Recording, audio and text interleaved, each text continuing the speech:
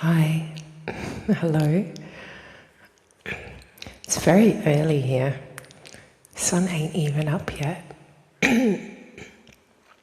But I had that old niggle again. And I've just had stuff on my mind. Just this, what if? It just keeps coming back to me, to be loose within the what-ifness of everything, because everything is a what-if. Everything is a potential until we choose it. Like a box of chocolates. That's actually quite a fitting saying.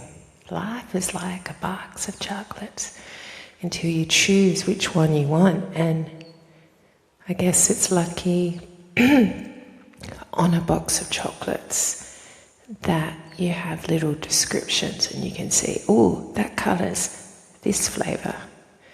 That one, oh, I bet the green's peppermint. Or maybe it's lime. Or even freaky, the other day I got these ice blocks. I thought they were lime for my kids. And it was actually melon. I think in my daughter's mind, she's 13, she was expecting it to be one flavour and then it was another. So there was a little, moment. But, okay, a box of chocolates has descriptions. But what do we have here with our choices in the world? I guess a lot of people have written books, haven't they? So there are, in a way, descriptions of, if you choose this, this will happen. But it's different for everyone because everyone has their certain set of circumstances. How can we help each other in that choosing? Because we're all here to create our choose your own adventure. Do you remember those books? Do they still have them? The Choose Your Own Adventure, where you read along and at a certain point you get a fork in the road and you get to choose to go this way or that way. And if you choose, for example, that way, at a certain point there'll be another choice and another choice, but you might choose yourself to a dead end and the story might end. So there is a certain sequence of choices, like a code maybe, that actually gets you through to the end happily ever after. And this is something I've noted for quite a while, is we are trying to tell ourselves the secrets through books and movies, and sometimes it's just straight up. I guess in some spiritualist teachings, this is how it is, but then it's still, sometimes it's too rigid. It's, this is how it is, but shouldn't it be, what if this is how it is? This is the potential of what it could be, because it is different for all of us, because we're all coming from our own little, I don't know why when I do this, I imagine the universe is like this quadrillion-eyed creature, because it's not just us as humans on earth, is every creature, every tree, every rock, every formation, the wind, the fire, the water, the air. I already said that with wind, didn't I? What was the other one? The earth. The planets are all consciousness, they are all an I. And then that's, say, earth covered, but what about all the other planets, all the other stars? Like, I always used to kind of laugh at this idea that we're the only life in this vast, vast universe. I'm laughing now. That there's nothing else but here. All the life everywhere has been squeezed onto this little planet. I don't know. That just doesn't seem overly plausible. I feel like if circumstances are ripe here, there would be many other planets, and as I guess a lot of scientists and astronomers have shown through reaching out with telescopes, there are many what they call Goldilocks zones, like opportune conditions for life. But then what about life that's not like us? So they don't need the same conditions with the oxygen and the carbon. Like there could be many even more places that have opportune, is that a word? Conditions for other types of life. And it's funny too, this thought that I've had about we give each other explanations and we describe, even for example, life with the dinosaurs millions of years ago, is it?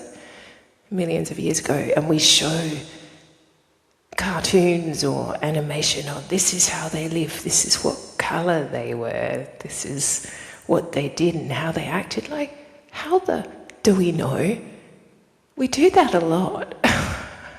Or looking out into space and saying this is how it is. How do we know? I think we should all embrace the what if and keep that loosey-goosiness rather than being rigid and just saying, no, this is what I believe, so therefore it is so. Because, again, we're all coming from our little universal I perspective. You know, what I need to get is like a couple of, tennis balls or balls and draw eyes on. That would be kind of cool. I'm going to look out for something. I think I know of something my son has. I'll just have to get a couple. So, what if? I think what if opens doors and windows. I think the what if allows the limitless potential, so we're not stuck with a ceiling, or is it a glass ceiling?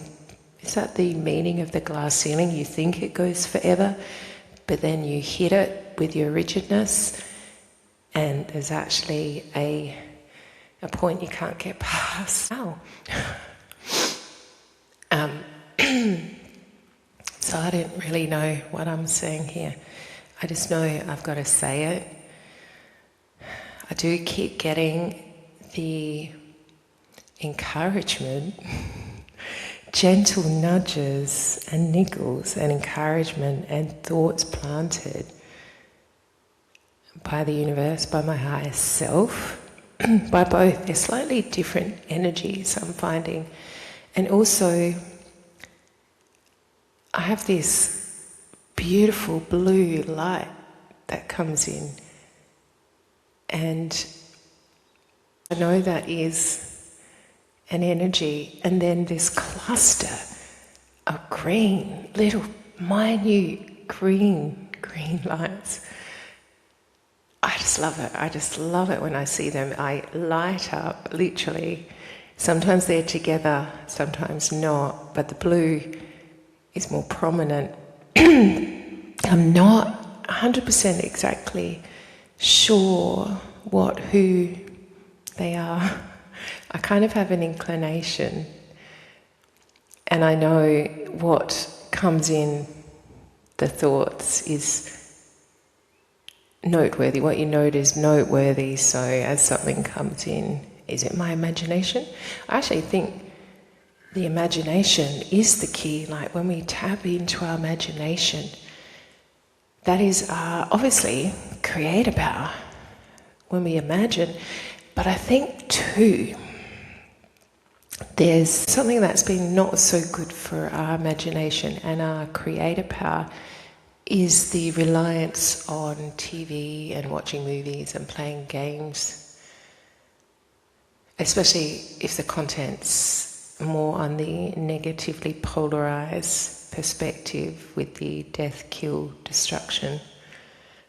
But it takes away our practicing of our imagination, which is so important because that's where we are creating via our imagination.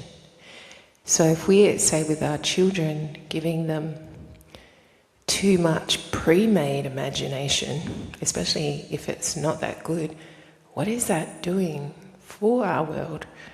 Because we're meant to be imagining it into being, or what if we're meant to be imagining it into being?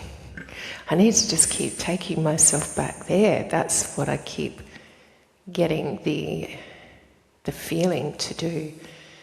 What if we are creating with our imagination?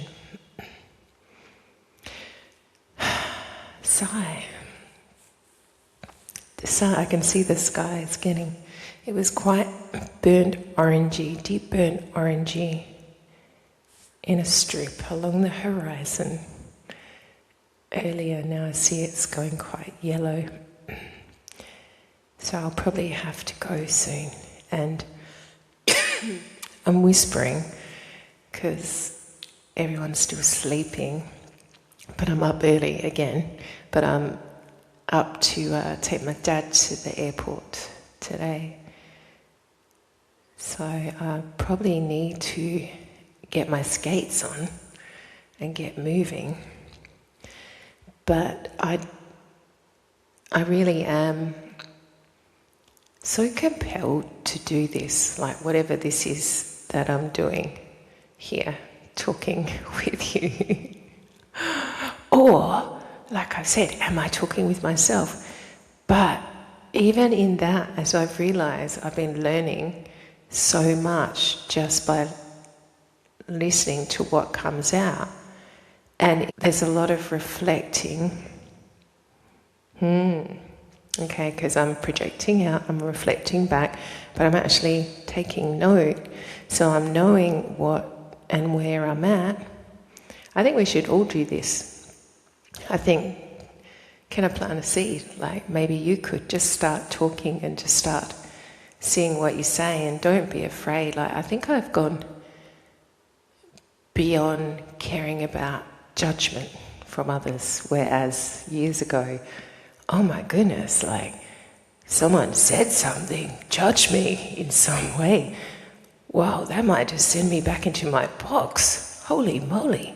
I might just sit there for a few years going, should I say something else? Or someone might say something again. Isn't that crazy? But yet, as I'm understanding, or I'm going to go, what if?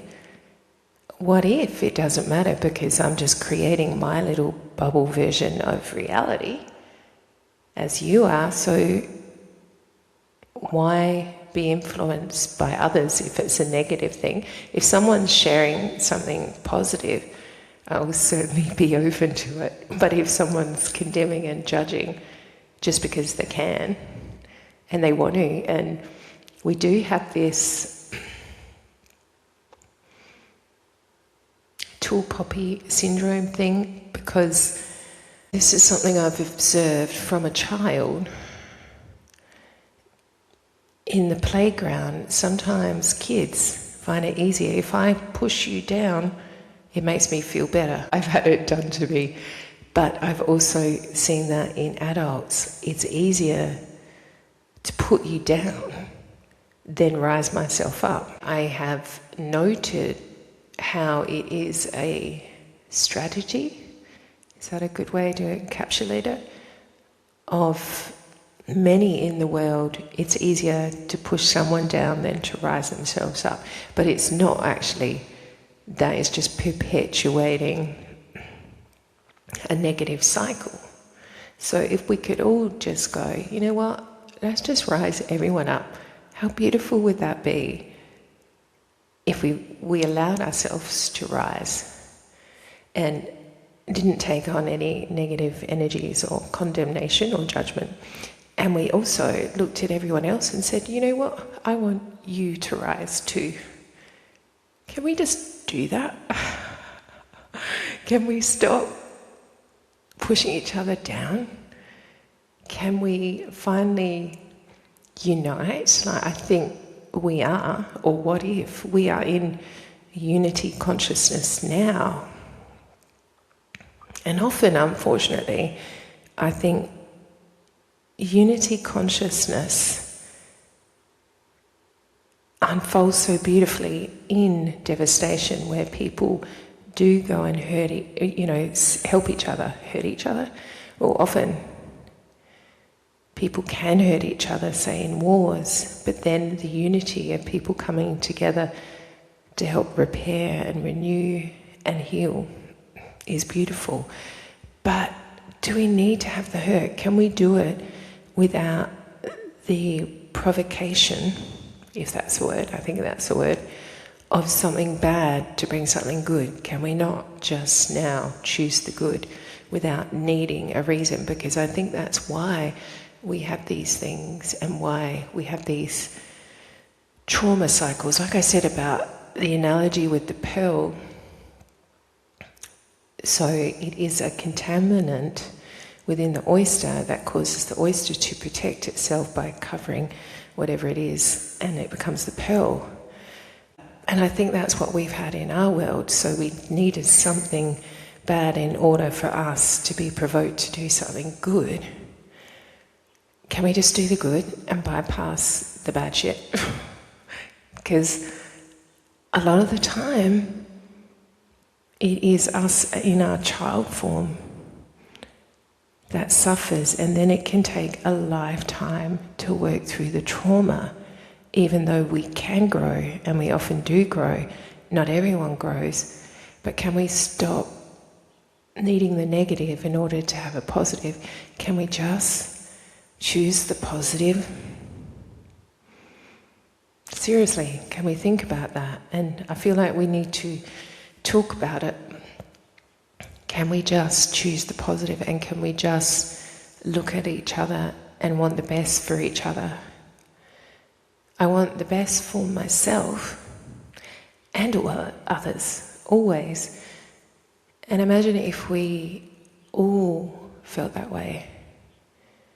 That would be that is beautiful. I'm going to try and stay in the energy of the moment so that I don't energetically keep things at bay with, it's coming, it's almost here. Which means it's there, it's not here, it's here. It is here now. Because this is the only moment that exists. Now, hang on, now, wait. Now.